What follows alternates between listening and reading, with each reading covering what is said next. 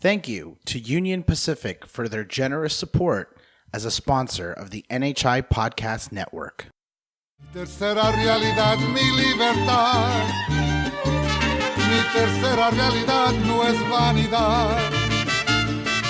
Un mundo mío es mi sueño. This is NHI Notables with Ernesto Nieto, recorded at the National Hispanic Institute in Maxwell, Texas. It's the format. So I'm told that I always start, that's the format. So this is NHI Notables, and we're on the line with Dr. Joseph Villescas from El Paso. And Joey, nice to have you online, and it's always a pleasure to talk to you. As you well know, Julio's on the other phone, and we're going to both be having a good time conversing with you back and forth. How are you doing? Oh, I'm great, Ernie. I'm just happy to be on. It's a real honor. Well, that's good to know. Just for the people that listen to our podcast, give us a little background on your relationship to NHI, going back to Gate days, cathedral days, and just through the undergraduate and then eventually the PhD program. Sure. It actually started before Cathedral. My sister Yvonne participated in the 1991 Texas Great Debate. And when she came home after their championship victory, I was really intrigued. And I met you, Ernie, that following fall at UTEP. And you were, encouraging the students to continue on. And I met Tita and some other, older NHI students or alumni around that period of time. But I've been involved pretty much ever since. I took a break when I was in college. And then as you know, we reconnected in 2001, right when I was starting my master's thesis. I spent that spring reading in my truck at Maxwell after meeting or reconnecting with a lot of folks at Loma Linda in 2001, that fall. And I spent the spring of 2002, reading and wrapping up that thesis. And then I started arguing with you about a few things. And then that led to some consulting. As always. And then from the consulting, that led to one position, which didn't work out so well. And then that led to more consulting and some volunteer work, which led to being employed there for another year. And then after that year, in the spring of 2007, as of May 1st, I believe that year, I left the temple and then just started wandering the earth. So that's kind of the lead up to the last 10 years. And since then, we've been connected to each other as a volunteer member here in El Paso with the Great Debate, students and some of the other NHI initiatives out here. And then I joined the board thanks to your invitation. I think that was almost 2 years ago. And then I just try to help out in everything I can, and just to stay part of the Institute and to visit as frequently as it's possible. So I still feel very connected. Yeah, just to give you an idea of how fast time goes. The other day we were doing a weekend training certification program for education directors. And in that group, there was only one person who was part of NHI in the previous century. And time flies. From the 80s to the 90s, now 2000 and beyond. And it was kind of strange realizing how many years have gone by, 39 to be exact, on July 20th. I wanted to start out with a question that maybe you'll find hopefully humorous and hopefully also insightful. When I met you, you were Mr. Academia. Oh, you mean when we reconnected in the 21st century? Yeah, I definitely was not that in 1990, in the 90s at all. You had gone to Wesley, and then you were at UT in communications as a PhD candidate and so forth. Yeah. What were some of the things that changed your thinking from where you were headed to where you are today? Bumping into you. I had been very, very confident that I had developed a new way of looking at things that was appropriate and calibrated and modern and new. And there was a lot of hubris in that belief system. And you kind of called me out on it in the office one day and at a dinner party at your old house.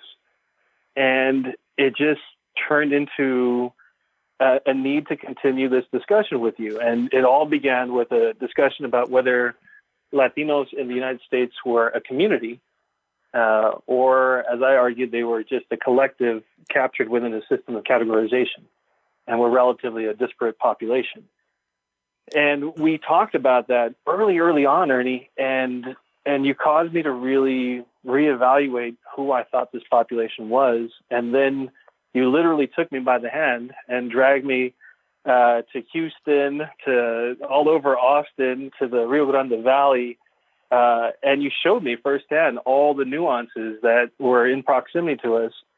And then you gave me even an opportunity to talk to a lot of higher education and public officials or public office holders about what we were seeing and what we were recommending. And I got to tell you, Ernie, that you advanced my my ability to talk about these things beyond an academic level by putting me in the middle of it all. I don't know why you would do that with such a young person. And believe that something constructive was going to come out of it. But you told me that the thing that I brought to NHI, and I remember this very clearly, it was like you were telling me you were Professor X and you were telling me what my mutant ability was and how to harness it. You said my strengths were in synthesis. Yes. And I didn't appreciate it as much as I do now. But at the time, I think when we got really connected to each other in 2002, that's what was needed. A kind of an aggregation and a reconsideration of what have we learned, what is changing from what we can observe, and then what are these things that we can anticipate about the future. And then that led to the Perfect Storm series of presentations that we did all over Texas. I want you to and that's kind of how it started. In NHI, as we all know, there are all these different eras or almost mythologies that exist, like the triangle, the war, CEB, and then high ability Latino youth. Yeah, Hallie, and so the 2%. The 2%. But there was this report that you definitely had a heavy hand in, and a lot of folks really took and ran with it. I know our former colleague Hector in particular. I mean, he knew that in the inside and out of that report. What was the perfect storm? Because even in today's, a lot of the kids out there still mythologize this. Yeah, for the youngins who we were theorizing about, they were all okay. So to put this into perspective, we were all a bunch of young 20-somethings trying to make sense of what we'd observed in our high school and college and graduate studies years, and so forth. But it was quite the team. So this is what's important to also remember: the context and how we developed this. Ernie was talking about a term called social forces. And I felt, and oftentimes I really do see a lot of parallels in other concepts that we apply within NHI, but we changed the nomenclature over time. But at the time we were talking about social forces, if you remember, Julio. And we were talking about how there's a lot of assumptions and a lot of powerful social shifts that are all colliding. And since all I generally bring to the table are bad movie references, I think the Perfect Storm, the name, actually is tied more to the time period where a very bad movie called The Perfect Storm was popular with Marky Mark and George Clooney. And so we borrowed it because we saw these major social forces come almost like swirling, tornadoes or really, really powerful, influential social factors, at least, that were colliding. There were some that were more economic, there were some that were more generational, and then there was a large discussion about faulty assumptions about young people within the Latino community. And if you remember that period of time well, there was an employee that we worked with who I'm sure is still doing wonderful things, but it was Misty Tavares, who was able to visualize what we were talking about. I tend to present numbers and what Nick Lopez would call a bunch of 25-cent words, but Misty was very gifted enough to visualize graphically the outcomes of what happens to this massive, emerging, growing population of Latino students throughout the country and heavily in Texas, and what were their success rates during high school, after high school, in community college, in four-year public institutions, in selected colleges and universities, and so forth. And what we were pointing out, the main storm was that this pipeline that we fought for in a civil rights era, right before NHI was established in the 70s, collectively this community in the United States fought for policy changes and inclusion. that ultimately produced a great expectation and definitely highlighted a lot of potential of this population, but wasn't executing outcomes properly. So as you saw in the year 2000, a population of Latinos being classified as the largest group, even overshadowing the African American population of the year 2000, as we were getting closer to 2010, we were noticing that this is very lopsided. We talked about it as like a really gargantuan population that had a very limited intelligentsia. And the intelligentsia that was supposed to be much more magnified by the school systems was not producing very effective numbers of degree holders within this population. And then when you look closely at the high ability students who were getting these degrees, they were the least capable of interfacing with this massive Latino population. And so when we would talk about just that one aspect of the next generation of Latinos not being able to operate as a leadership base, then we started talking about the assumptions of the quote-unquote high-ability Latino youth population. Now you magnify those with the other social storms that we were concerned about, mainly things tied to what happens when the baby boomers retire. Where does the new tax base come from? Where does the new innovative population and so forth? When will they engage this population? When will they expand its capabilities? And when will they exert themselves as leaders in any number of sectors? And what these presentations ended up producing was a lot of confusion, frustration, sadness. And I remember one or two people in the audience occasionally really getting uncomfortable with the implications that despite all of this progress wasn't going to lead to a leadership base that could advance this national population to the next level. Yeah, and that was 10 years ago. Yeah, we were merely drawing a conclusion that size alone was a positive factor, and right, and the sleeping giant. Go ahead. Concept.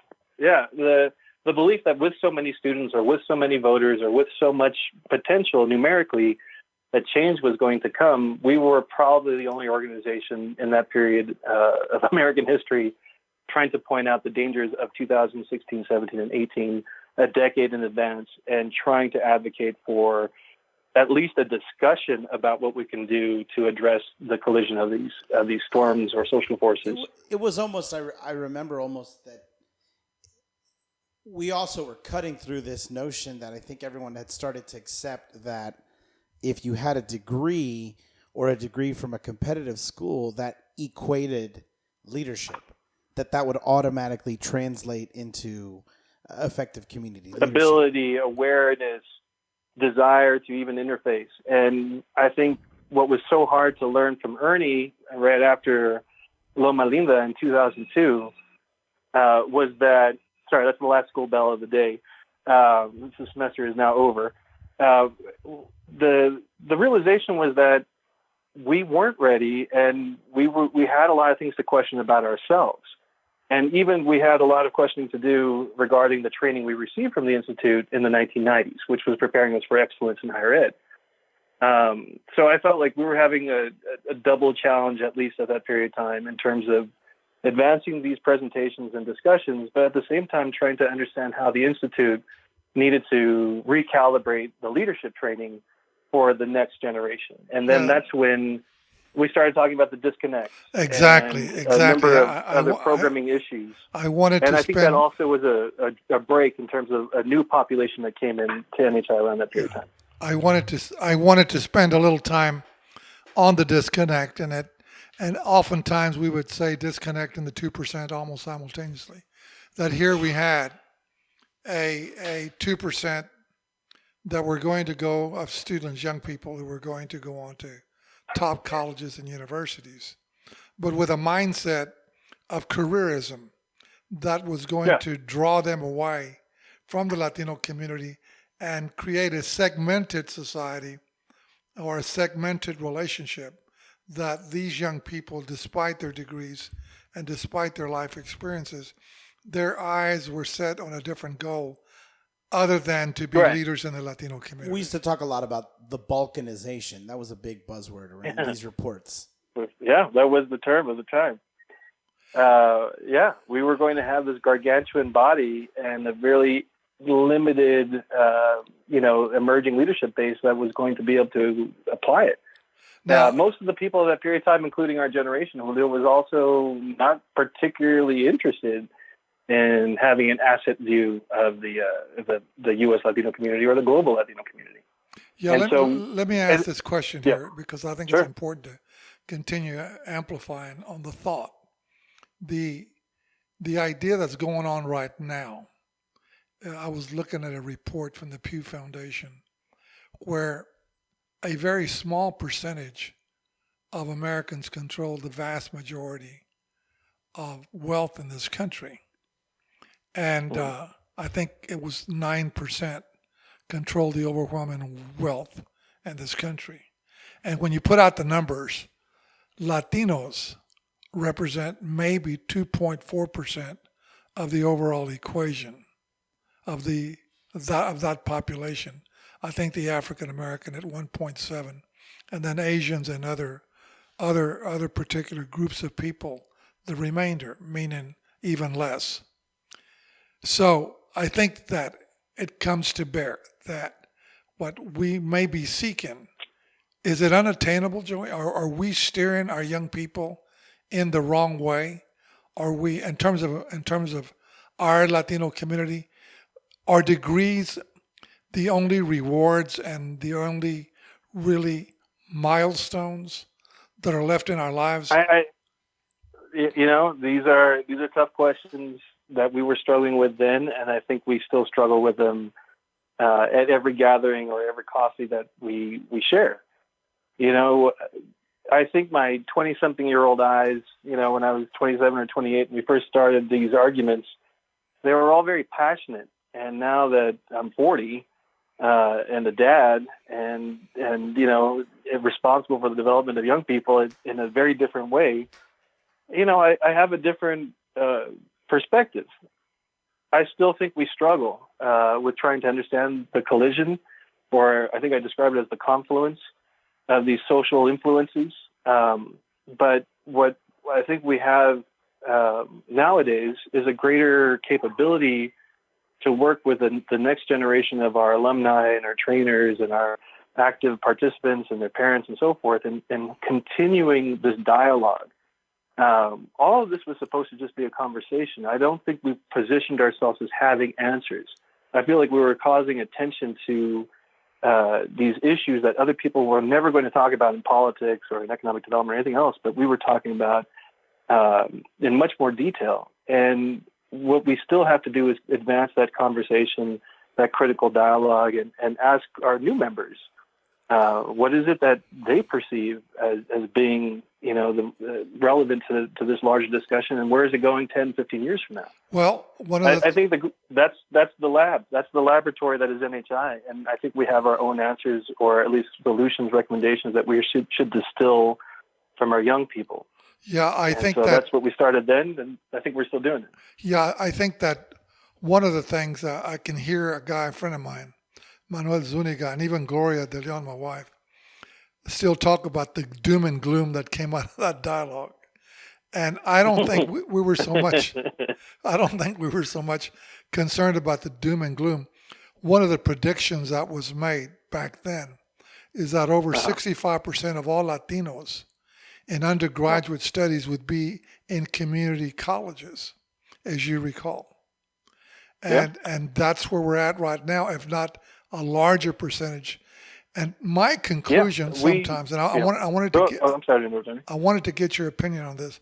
My conclusion at times is that people in power and in control look at Latinos simply as a commodity and as a consumer base and as a work class, and that the intent behind our future, or what our future ought to be about, is to be satisfied with merely providing the work service for the wealthy. What would be your view on that?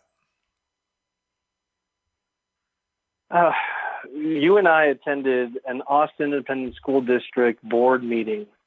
You and I specifically had a discussion after the controversial superintendent that was involved at that period of time had to step down.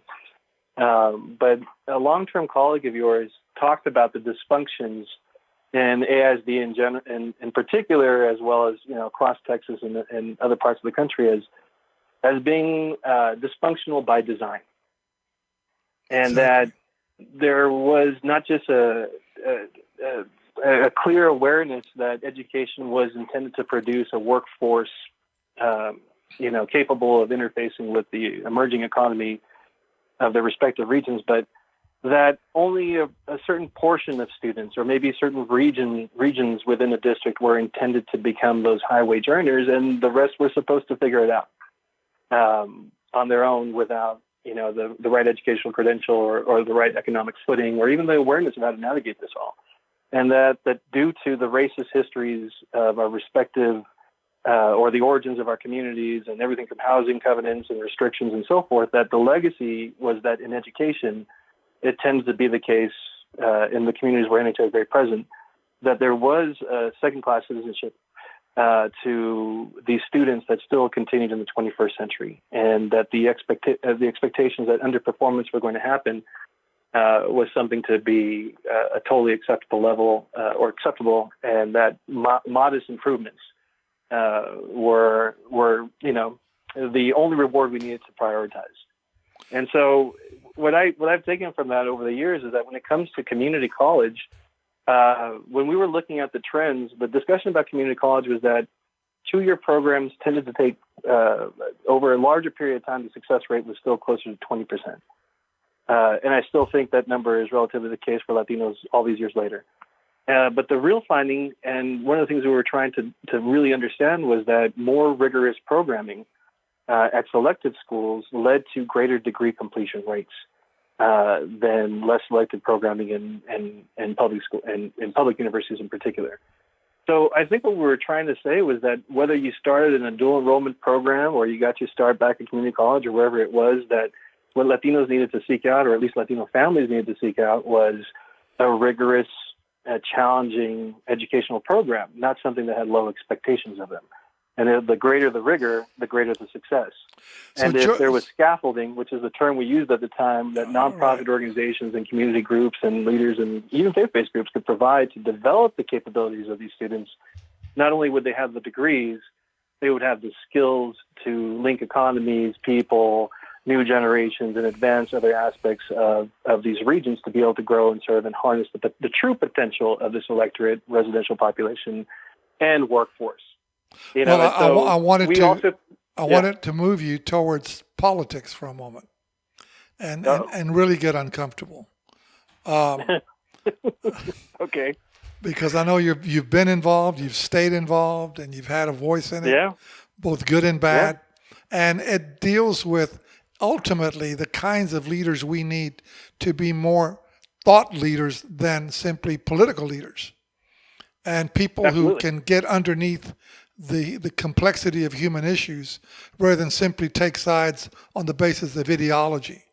And I hope, and maybe not, that era is coming to an end, that ideology does not solve problems. The ability to critically analyze our human concerns and our human issues and the conditions under which we operate is what the requirement of the new so-called public leaders ought to be. But I want to start right out and name 2 people. The Latino candidate for governor and Lupe. Lupe. And then the Latino candidate for U.S. Senate. Can we do better than that? Or I'm talking about Beto O'Rourke now. Well, that's not exactly a Latino candidate. He's a candidate from a predominantly Latino community. I understand, and that's why I said it that way. Okay. Because I use the name Beto. So I got the look from Julio. Are you sure you're right in what you're saying? Is that the best the Democrats can do right now at this juncture, in your view? And is that going to be enough to cause change in the state of Texas? Well, you know what? On a partisan level, I mean, we are at a crossroads in Texas where maybe, we're going to see this great upset by a local El Pasoan who, came out of El Paso High School, served on city council, entered into the U.S. House of Representatives, won the electorate over by, ending the incumbent's long-standing tenure within the House of Representatives. Beto O'Rourke is an extraordinary El Paso leader who is committed to both sides of the border, but I'm not sure if the rest of Texas is ready to recognize what he brings to the table and what his border perspective means and what his fluency in Spanish implies and what his concerns about El Paso's capabilities can lead towards providing recommendations or solutions for the rest of Texas or the rest of the country. On that election, we got to wait and see. When it comes to the gubernatorial election, I'm very happy to see a Latina candidate run for that position. El Paso has also produced, a Latina candidate, in the U.S. House of Representatives. But just because one is Latino or Latina or has a connection to whichever region or culture or ethnicity, I think what we have to really see is whether or not there is that common ground with a very complex population, and that their policy stances are very evolved and are not, monolithic and basic and traditional. That I really have been frustrated, at least from the leaders coming out of the El Paso region, for not advancing new recommendations to address Latino issues beyond the predictable campaign positions. And for example, prior to the Democratic primary for both of these candidates coming from El Paso, there wasn't a leadership function that they took on amongst Latino leaders inside and outside of politics within a community fabric layer to advocate across the board for, say, students that are caught up in a DACA situation. And so my question to any of these folks in Texas, who I do respect for their service and I do respect for their commitment, is how evolved is their stance and how public is their stance on a range of issues impacting this population, not only of their constituents, but of the future of this country. And if people from the border or people from predominantly Latino regions can't speak about this, then yeah, we should be able to question what is their true interpretation of the potential of this population. And what I'm still wondering about is what is the gubernatorial stance on the potential of the predominantly Latino student population of Texas. Yeah, I wanted to know. I wanted to know what's fresh. What's fresh from these two candidates? What inspires, and that it's going to cross ethnicities and socioeconomic lines. What is fresh about? I think it's also challenging for some of these folks who come out of predominantly Latino enclaves from, say, the Valley or from El Paso or wherever else in Texas. Most cases, the predominantly Latino community. I'm trying to figure out what is their real track record on supporting or engaging or at least having some discussion about the perfect storm components that we've addressed. And thankfully, what I can say about most of the leaders in this region in El Paso is that the students that we serve in El Paso for NHI programming have been able to have a tremendous amount of respect for their elected representatives. And in many cases, many of the elected representatives and their staff have engaged our regional teams. I think that's the case in Brownsville. I think that's the case in the Valley and definitely in other parts of Texas. But what I want to make sure is that the recommendations, the opportunity to be decision makers, that those opportunities are being made available for the next generation of leaders who will follow Valdez, who will follow O'Rourke, and will follow others. And that's where I think our organization and organizations that similarly advocate for young people's future development need to have a voice in these campaigns and their platform development, and then ultimately to be able to hold them accountable for delivering on these promises to predominantly Latino constituencies. So our training as future community leaders, as we work with high school age or young college students, in your view, take into consideration a lot of the things that we've talked about. What should be the new emphasis or different emphasis as a board member, as a constituent? Yep. As a board member, as an alumnus, as a local volunteer, I do believe that and this is almost going to sound sacrilegious to some folks of my generation and earlier, I think we need to reconsider our emphasis on describing power as only existing within a political realm or within the Congress or within an elected representative position.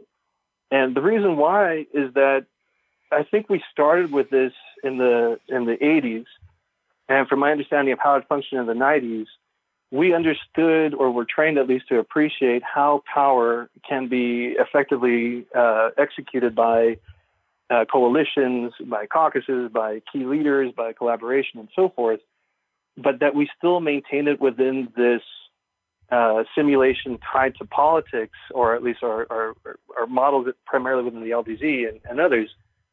I think we aren't listening to the changes that have happened in how the next generation of NHIers and the future NHIers that will come down the road do not recognize the political domain as the space where power is being effectively wielded, and that they see power as tied to symbolic power, much more combined with communication technology. And so I think there's political figures that stand out in that domain, but they are not they are not the individuals that are perceived as influencers for the next generation of U.S. Latino graduates and hopefully a population, or at least a base of leaders in the future. So in that context, so we might want to reconsider our leadership training towards other skill sets and others, other simulations beyond that of trying to replicate a mock legislative session. And I'm not knocking the LDZ. Skills aside, I'm just saying that, one thing you mentioned it earlier, and we've talked about at different points, is the concept of an intelligentsia. And I still don't really hear that mentioned by other people or other groups or just at all. What did you mean by that, and why was that important? Like, and what's missing in the message? Well, I think the term itself, intelligentsia, whichever way you want to pronounce it, we used both back in the day, if you recall. It was this, I think when you try to discuss this kind of like intellectual sphere within U.S. Latinos, many populations don't even recognize that it can exist.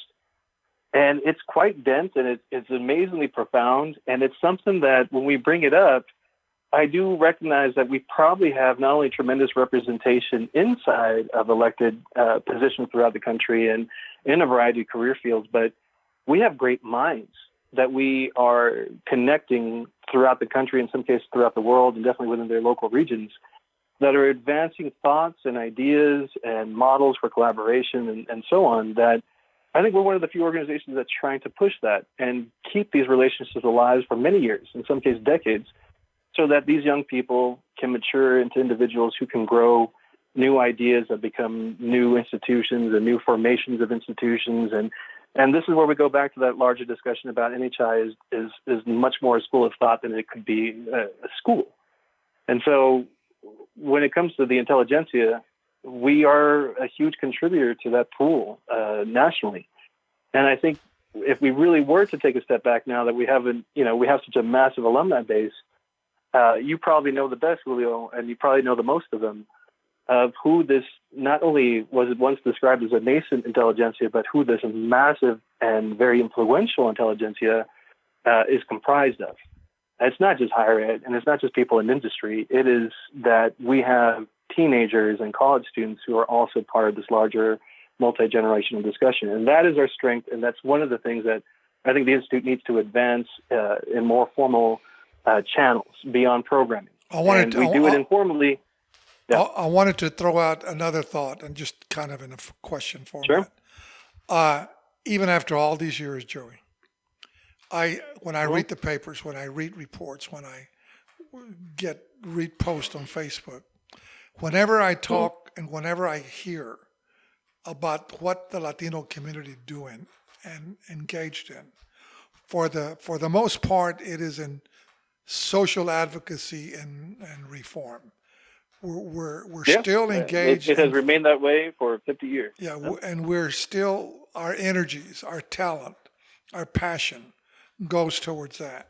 NHI obviously preaches a different philosophy of community asset development. We call it CEB, right? Community equity building and things of that nature. And we find it so difficult whenever we ask young people to think about, I'm talking about NHI youth and our summer programs, when we ask them to think about future policy in the Latino community, they still tend to trend towards correcting, dealing with inequities, dealing with social injustice, and very little thought goes towards the advantages of building wealth, equity in the community, creating literary societies, creating new literature. Why do you think, is that something we're learning in our schools, in our communities? Where do you think Where does this the come reason from? lies? Oftentimes, I think it comes from an inherited system of class reproduction that all ethnic and racial groups in this country are unfortunately and unwittingly advancing. But when it comes to leading in a default mode for advocacy, I think it's a tendency that's tied to our reveration, how we put it this way. I think we've seen advancements in our nation's history that was tied to advocacy. It was tied to a variety of different tools for social protest and engagement, and that are similar to other populations.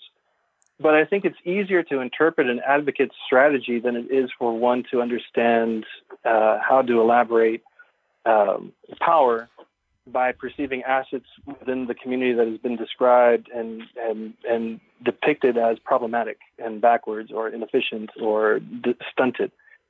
I think where our opportunities are is tied to two terms, or at least two phrases that you just reminded me of. I think what is clear amongst young people is not that they want to become advocates for a traditional cause. I think most young people that I've encountered through the Institute are looking for what you described, and this is the volunteer, the participant, and the employee. Everyone is looking for human purpose and social relevancy. And more often than not, the institutions and the opportunities that are available are tied to a traditional advocacy modality. Right.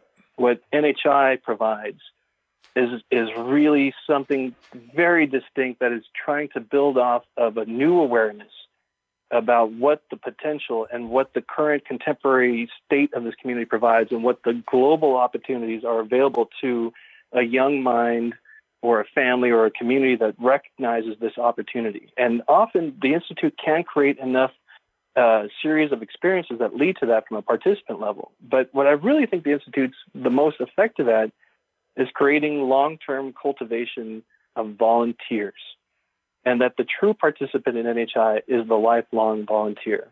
I was lucky to get to be a volunteer when I was 15, and I still get to have these opportunities at 45. And without that volunteerism, I can't grow, and I can't learn, and I can't appreciate the strengths of others. And so I feel like in learning how to be part of this, the technologies that we deal with aren't just game technology. There's a volunteer system. There's this volunteer apparatus that cycles young people through an opportunity to become a junior counselor at a great debate or a board member. And that as long as we have that training system internally, we will produce the mindset, the thought leaders, and the intelligentsia that could influence other sectors. It's one of our greatest assets, and I think we do need to explore it more fully. But it's a dimension that I think time and time again, what you see with why volunteers return is that they, through the Institute's, model, they find relevancy and they find other people that have a similar purpose. And fortunately, this generation is more willing to collaborate than previous generations. Yes. So, and I think we're on the brink of creating new things. As the whether researcher, they're enterprises or organizations, As the researcher, what are some things that we need to start researching, and perhaps what are some studies you want to start seeing or perhaps participate in terms of the community over the next few years? I would like to revisit the perfect storm scenario with the original team that started to conceptualize it. I think, particularly when it came to our discussions, Julio, this is when we developed a cyclical understanding of the ideology, methodology, application model, where we have a belief, we essentially are testing it out, and how we apply it in game technology or in our day-to-day activities should then re-inform the ideology, which influences the methodology and application and so forth. I think we have some internal review and critical discussions we need to have, not just about programming, but about the things that this next generation of participants and volunteers thinks are vital and relevant. I think they have a lot of intriguing capabilities that previous generations didn't have. But on the same side, when it comes to research, I clearly recognize that most participants born after the year 2000 are missing predictable capabilities that their predecessors had. And so being at the ranch in Maxwell, being off the internet, having to build greater social skills inside of programming and building relationships, there's an area within that I think we need to explore because many of these young people are becoming isolated through their own technology. Their liberation has been their prison. And the more that they're caught up in a bubble that emphasizes advocacy and problems in this community and mistreatment and brutality and so forth, the less likely this population is ever going to have a competing message regarding, building upon assets, recognizing opportunities to harness capital. I'm going to close out this session with this kind of question. I'd like to hear both you and Julio. This year's theme for the great debate for the high school freshmen has to do with social labels, the term disadvantaged, the term minority, people of color, and all that. And it created among some of the education directors a certain level of discomfort. And the intent being that Latinos are always a recipient of someone else's social label or identity labels. And therefore we live the word minority, even the word Latino, the word Hispanic, or the word Latinx, or whatever is contemporary, that we're always the subjects of someone else's interpretation of who we are. And yet when we ask the question, how would you like to be viewed in the world? What marketing labels, what appeals to you? How would you like to be perceived and seen and interpreted as? That always becomes a real problem. Why do you think we're caught up in that the dichotomy of reacting to what we like or don't like, and yet experiencing problems and confusion when asked to be the art or the artist of our own identity? I actually, before I respond, I was hoping Julio could clarify, because there's a concept that I'm intrigued about within this question. Here comes the pause. Yeah, he's no. We call it the podcast pause. Yeah. I think that someone just said, one of the two of you just said the word predictability. There is a predictability in the pain.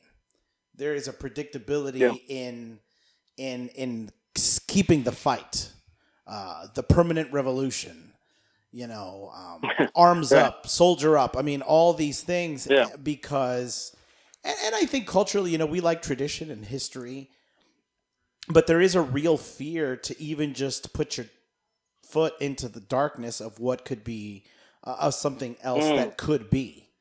And I think that Latinos or even NHI members have a tough time feeling that they could reinvent themselves or reinvent the community or rebrand it without almost like this guilt of abandoning the past or abandoning the pain or abandoning the struggle. There's a loyalty in that struggle that is comprehensible and is some type of competing voice. And I see that.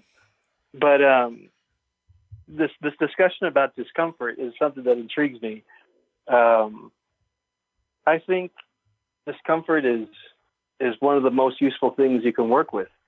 I think setbacks, frustrations, losses, epic failures, these are the things that I feel the next generation of leaders needs to be acquainted with. Because it's through these efforts to experiment and to break away from the traditional ways of doing things or thinking about this community is what they need to test out. And so I do feel that you're in schools and you're a dad. What do you lead? How do you lead in order to prevent this same cycle from continuing? Now that I have a 3-year-old and a 5-year-old, and I'm very involved in education in the El Paso community, I know that I have a tremendous role I have to play every day in their development, along with my wife, in trying to make sure that we understand the world that they perceive, and that we're also creating a reality that will that will, it's really a first reality, to use the parlance of NHI, that is going to really be the foundation of what we perceive they will need in what is ahead. I think the great thing about being a parent and the great thing about being an older alumnus is that we have each other, Julio. We both have daughters that we're going to have to figure this stuff out for. And for everyone else, that's coming down the pipeline within the Institute, I do feel like the exercises that you and I and the rest of the Cowboys, Hector and Anako and Nick and Alex, Dominic, and the list kind of goes on. What I feel like we need to do is challenge them to come up with their own terminology and their own concepts for things like a confluence of social storms and so forth. And that they have to gain confidence in inventing and testing, and also confidence in removing and divorcing themselves from concepts that are now anachronistic. So there's a courageous step that many of these people have to take from breaking away from the simulation and leaving the temple and testing out their leadership training and their own concepts and whatever it is they're writing about in college or grad school or for their employers, that they have to try to apply that in the world around them. My hope is that that's what we are compelling the participant at the program and the alumni participant in the world to really test out what they received all this leadership training for. It wasn't just to get them jobs and get them into college. It was to get them to make a difference within this global and local population. And for the little boys and girls that NHI tends to produce as a result of its programming and bringing great minds together and great people from around the country and around the world together, is that whatever next generation is coming up, whether it's my son or my daughter or your daughter or Ernie's grandkids or whomever, all of these volunteers are supposed to carry that curiosity and that questioning and that effort to challenge everyone that's coming ahead to really contemplate, what do we have to work with and how can we work better together? I feel like, Ernie, if you hadn't intervened and if Julio, you hadn't become my friend right around that same period of time in 2002, I would have just done what everyone else was doing. I would have remained on the same path, and I would have just been carrying on loyally to a struggle that really was non-existent. So, this was historically a very liberating partnership that we have. Yeah, I feel like we have so much work to do. I think this is a great jumping off to say I've enjoyed it. I know the listening audience doesn't realize this, but Julio, you and I could probably stay on this conversation for the next 10 hours. And that's the way we've learned from each other. And that's the way we've intellectually and emotionally and psychologically and culturally challenged each other to think differently and to test our own ideas and to be prepared to respond to opposition. But it's always a pleasure to talk to you, Joseph, and you've meant so much to the organization. The CRC will come back one of these days, I hope. And and I just thought I would remind you of that, and that this organization has benefited a lot from your thoughts, a lot from your insight, and a lot for your caring attitude. I wanted to thank you. Thank you for the opportunity to interview you, and I'm sure that the listening audience will enjoy it. We'll see you later. Oh, I appreciate it, Ernie, and I appreciate it, Julio. I love you guys very much, and I'm always here to help. Take care. Tercera realidad, mi libertad. Mi tercera realidad no es vanidad. Un mundo mío es mi sueño. Un lugar feliz donde yo soy dueño. Donde yo soy rey el encargado. For more information on the National Hispanic Institute, please visit our website, www.nationalhispanicinstitute.org. Call us at 512-357-6137. Find us on Facebook at NHIHQ or on Twitter, NHI_news, and at Instagram and Snapchat, NHI_news.